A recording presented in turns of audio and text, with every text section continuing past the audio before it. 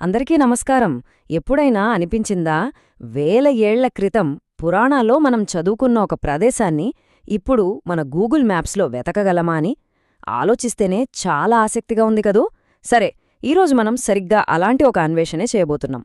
రామాయణంలో చాలా చాలా కీలకమైన ఒక ప్రదేశం పంచవటి. దాని వెనకున్న రహస్యమేంటో తెలుసుకుందాం.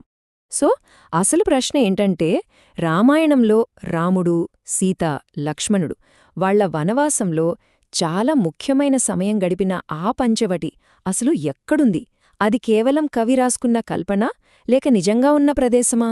పదండి, ఈ చారిత్రక చిక్కుముడిని విప్పుదాం. ఇక ఏమాత్రం ఆలస్యం వద్దు. ఈ మిస్టరీని ఛేదించే మన ప్రయాణాన్ని మొదలుపెట్టేద్దాం. మన డెస్టినేషన్ భారతదేశ పశ్చిమ భాగంలో ఉంది. ఆ ఆధునిక ప్రదేశంలోకి అడుగు పెడదాం రండి. నిజం చెప్పాలంటే ఆశ్చర్యంగా ఉంటుంది. పంచవటి అనేది ఎక్కడో అడవుల్లో కనుమరుగైపోయిన ప్రదేశం కాదు. అది మహారాష్ట్రలోని నాసిక్ సిటీలో ఒక రద్దీగా ఉండే పవిత్రమైన ప్రాంతం. అవును, విన్నది నిజమే. ఈరోజు కూడా మనం ఆ ప్రదేశానికి వెళ్ళి ఆ చారిత్రక అనుభూతిని పొందవచ్చు. అసలు ఈ పంచవటి అనే పేరుకు అర్థమేంటి? సంస్కృతంలో పంచ అంటే 5, వట అంటే మర్రిచెట్టు. అంటే పంచవటి అంటే 5 మర్రిచెట్ల తోపు అన్మాట. చూడండి, ఆ పేరులోనే ఆ ప్రదేశం ఎంత పవిత్రమైనదో, అక్కడి వాతావరణం ఎలా ఉండేదో మనకొక ఐడియా వచ్చేస్తుంది. నాసిక్లోని పంచవటి ప్రాంతానికి వెళ్తే అబ్బో, రామాయణంలోని ప్రతి సీన్ మన కళ్ల ముందు కదులుతున్నట్టే అనిపిస్తుంది.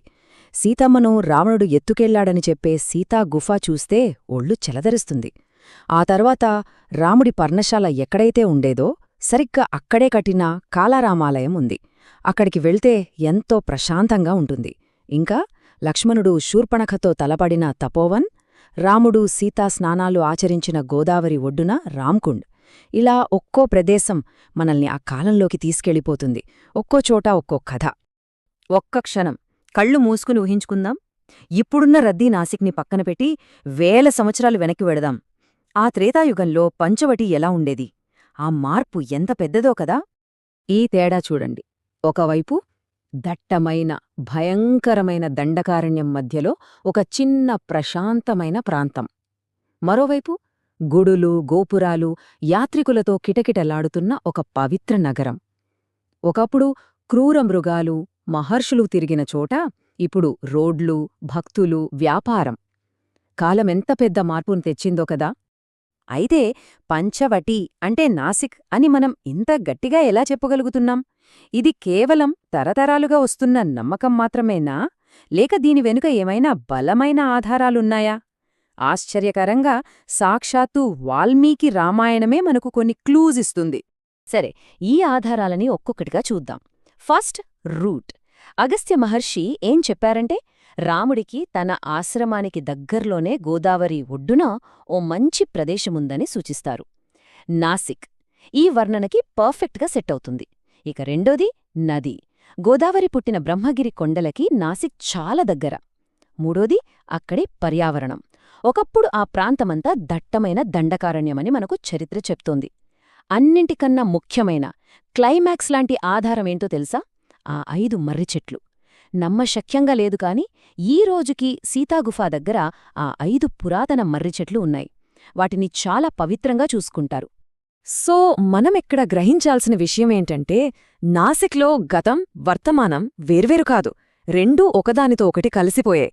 అందుకే ఇది కేవలం ఒక టూరిస్ట్ ప్లేస్ కాదు. ఇది బ్రతికున్న చరిత్ర, మన ఇతిహాసం ఊపిరి పీల్చుకుంటున్న పవిత్ర భూమి. ఈ మాట వినండి. నాసిక్ వీధుల్లో నడుస్తున్నప్పుడు రామాయణం యొక్క గతిని మార్చేసిన నేలమీదే నడుస్తున్నారని గుర్తుంచుకోండి. ఈ వాక్యం ఎంత లోతైనదో ఒక్కసారి ఆలోచించండి. మనం అడుగుపెట్టే ప్రతి చోట ఆ నేల కింద ఎన్ని కథలు దాగున్నాయో. సరే, ఈ విశ్లేషణను ముగించే ముందు ఒక ప్రశ్న. మన ఆధునిక నగరాలలో మన కళ్ల ముందే ఇలాంటి పురాతన కథలు ఇంకా ఎన్ని బయటపడకుండా దాగి ఉన్నాయో? బహుశా మన తర్వాతి అన్వేషణ మన వీధిలోనే, మన ఊరిలోనే మొదలవ్వొచ్చేమో.